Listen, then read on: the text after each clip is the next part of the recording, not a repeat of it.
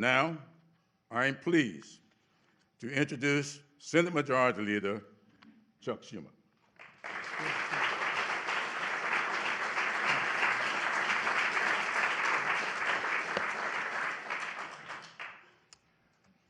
Well, thank you, Representative Clyburn, for that introduction, and I want to thank you, President Biden, for inviting us to the White House today.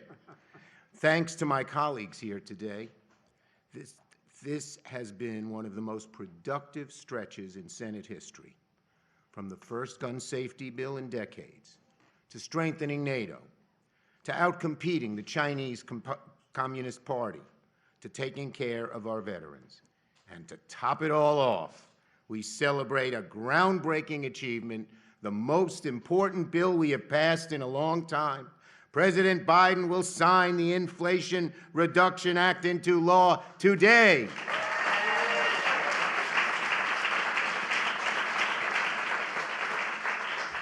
I am confident this bill will endure as one of the greatest legislative feats in decades. It'll lower costs, create millions of good-paying jobs, and is the boldest climate bill ever. Now, in normal times, getting these bills done would be a huge achievement. But to do it now, with only 50 Democratic votes in the Senate, over an intransigent Republican minority, is nothing short of amazing. It shows how dedicated and persistent our caucus is. I want to give all 50 of my colleagues, a wonderful, diverse, and dedicated group of 50, huge credit for getting this bill over the finish line. Huge credit. I also want to thank Speaker Pelosi, all the chairs of the committee, Joe Manchin for working so hard to get this bill done, and of course, the incredible, immensely dedicated staff who gave it their all to finishing this bill. Let's have a round of applause for the great staff, White House and Senate.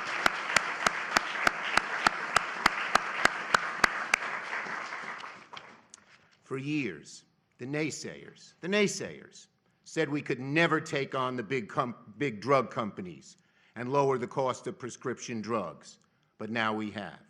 They said we could never take on entrenched big oil interests and get tough on climate change, but we have succeeded.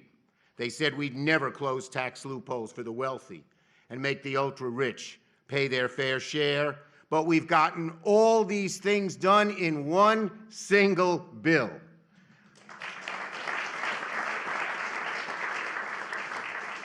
For anyone who thought Washington was broken and couldn't do big things, Democrats have shown real change is possible.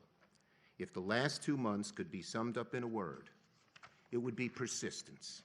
My dad, who died in November and would have been 99 on Flag Day, taught me a lesson. If you try to do the right thing, and if you persist and never give up, you can make the world a better place. Well, that's what's happened here. We persisted and persisted and persisted and never gave up. And today it pays off.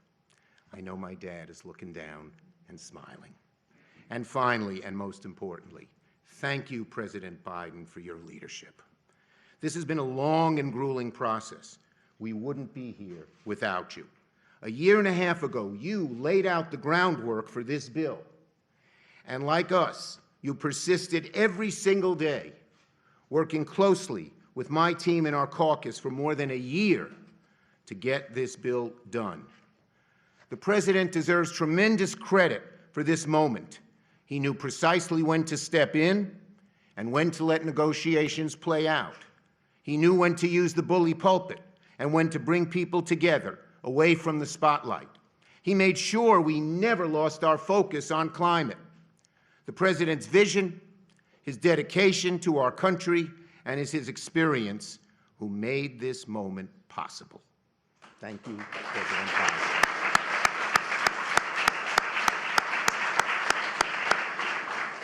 After 4 years of a president who relished creating chaos, Americans are seeing what it looks like to have a president and a Congress that's focused on delivering results that make their lives better. Mr. President, you've restored dignity, respect, and a sense of action back to the Oval Office. Thank you, thank you, thank you. It's my honor to turn it over now to you.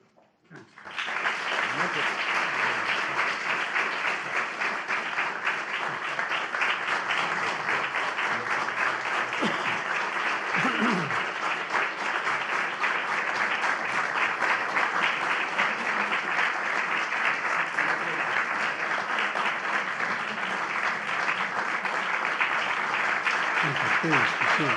Thank you.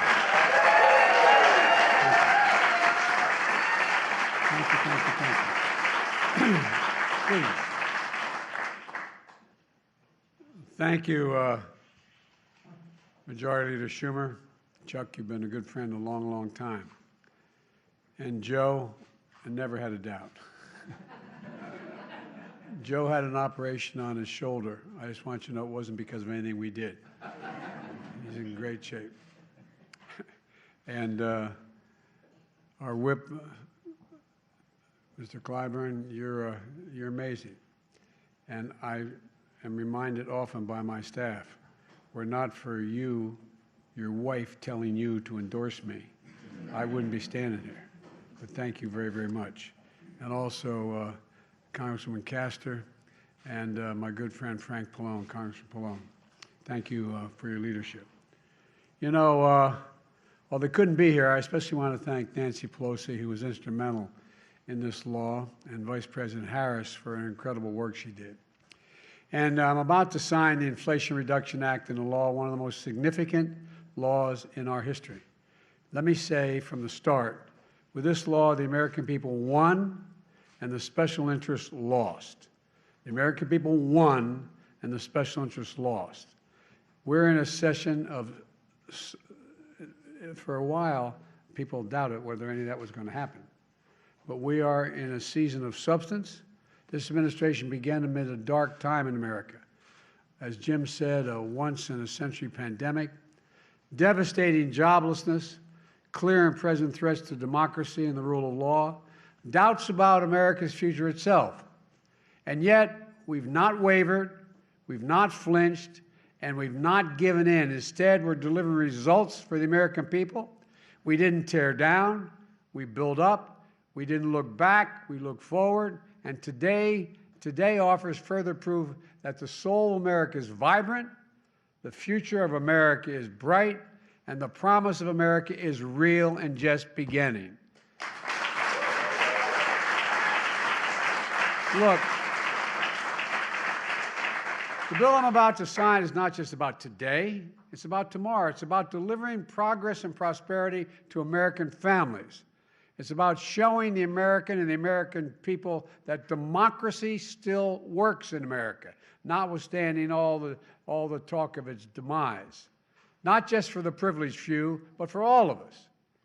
You know, I swore an oath of office to you and to God to faithfully execute the duties of this sacred office.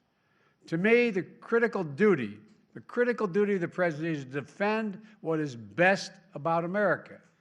And that's not hyperbole. Defend what's best about America, to pursue justice, to ensure fairness, deliver results that create possibilities that all of us can live a life of consequence and prosperity in a nation that's safe and secure. That's the job. Fulfilling that pledge to you guides me every single hour of every single day in this job. You know, presidents should be judged not only by our words, but by our deeds. Not by our rhetoric, but by our actions. Not by our promise, but by reality. And today is part of an extraordinary story that's being written by this administration and our brave allies in the Congress. This law that I'm about to sign finally is delivering on a promise that Washington has made for decades to the American people. I got here as a 29-year-old kid. We were promising to make sure that Medicare would have the power to negotiate lower drug prices back then. Prescription drug prices. But guess what? We're giving Medicare the power to negotiate those prices now. on some drugs. This means seniors are going to pay less for the prescription drugs, while we're changing circumstances for people in Medicare by putting a cap of a maximum of $2,000 a year on their prescription drug costs, no matter what the reason for those prescriptions are. That means if you're on Medicare, you'll never have to pay more than $2,000 a year, no matter how many prescriptions you have, whether it's for cancer or any other disease. No more than $2,000 a year. And you all know it because a lot of you come from families that need this. This is a godsend. This is a godsend to many families, and so long overdue. The Inflation Reduction Act locks in place lower health care premiums for millions of families who get their coverage under the Affordable Care Act. Last year, a family of 4 saved on average $2,400 through the American Rescue Plan that I signed into law that the Congress voted in place. In the years ahead, thanks to the Inflation Reduction Act, 13 million people are going to continue to save an average of $800 a year on health insurance. The Inflation Reduction Act invests $369 billion to take the most aggressive action ever in confronting the climate crisis and strengthening our energy security. It's going to offer working families thousands of dollars in savings by providing them rebates to buy new and efficient appliances, weatherize their homes, get tax credit for purchasing heat pumps and rooftop solar, electric stoves, ovens, dryers. It gives consumers a tax credit to buy electric vehicles or fuel cell vehicles, new or used. And it gives them a tax credit of up to $7,500 if those vehicles were made in America. American auto companies, along with American labor, are committing their treasure and their talent, billions of dollars in investment to make electric vehicles and battery and electric charging stations all across America. Made in America. All of it made in America. This new law also provides tax credits that's going to create tens of thousands of good-paying jobs and clean energy manufacturing jobs, solar factories in the Midwest and the South, wind farms across the plains and off our shores, clean hydrogen projects, and more all across America, every part of America. This bill is the biggest step forward on climate ever. And it's going to allow us to boldly take additional steps toward meeting all of my climate goals, the ones we set out when we ran. It includes ensuring that we create clean energy opportunities in frontline and fence-line communities that have been smothered by the legacy of pollution, and fight environmental injustice that's been going on for so long. And here's another win for the American people. In addition to cutting the deficit by $350 billion last year, my first year in office, and cutting it $1.7 trillion this fiscal year, we're going to cut the deficit, point out, by another $300 billion with the Inflation Reduction Act over the next decade. We're cutting deficits to fight inflation by having the wealthy and big corporations finally begin to pay part of their fair share. Big corporations will now pay a minimum of 15% tax instead of us 55 of them got away with paying $0 in federal income tax on $40 billion in profit. And I'm keeping my campaign commitment. No one, let me emphasize, no one earning less than $400,000 a year will pay a penny more in federal taxes. Folks,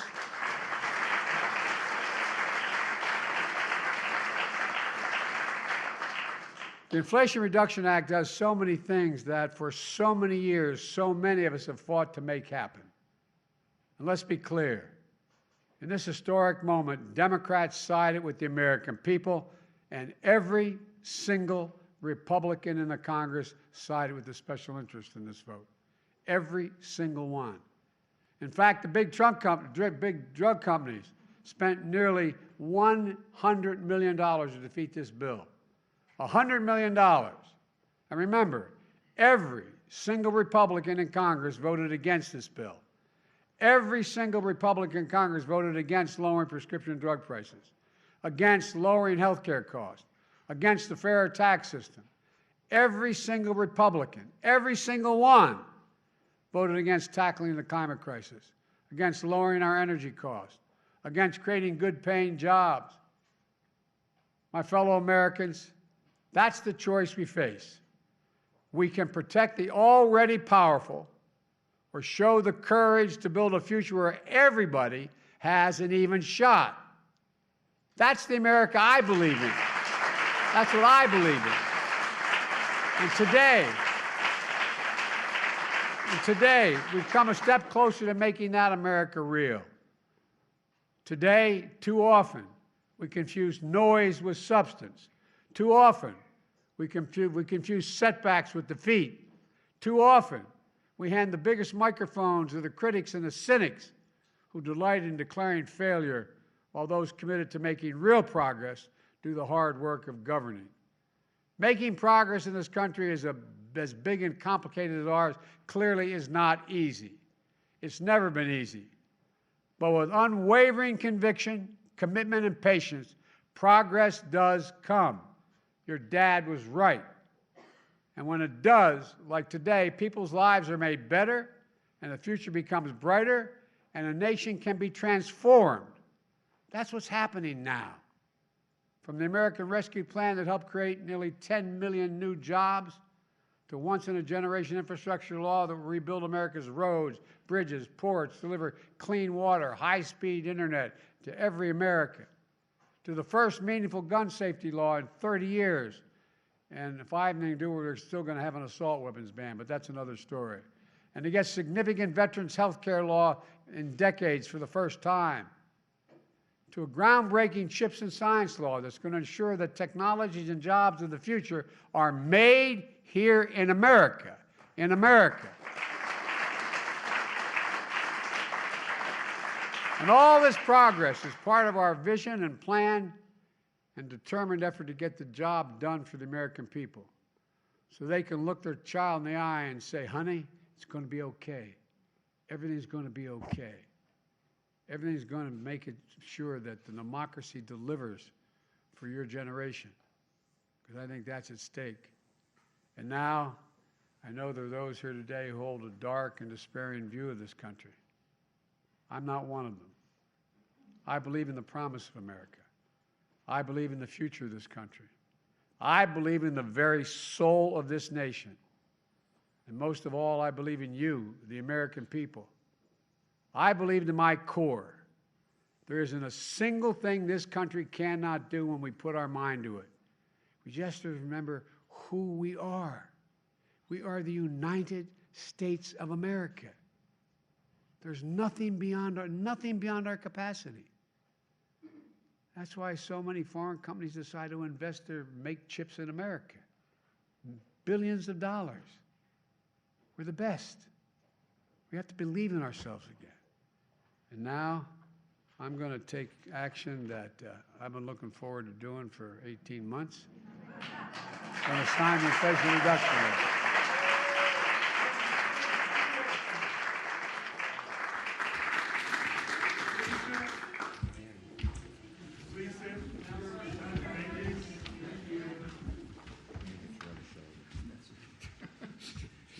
Just make sure we get the right one. All right.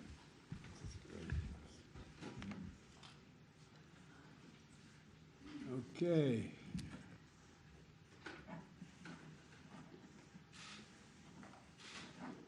Here you go. It's now law.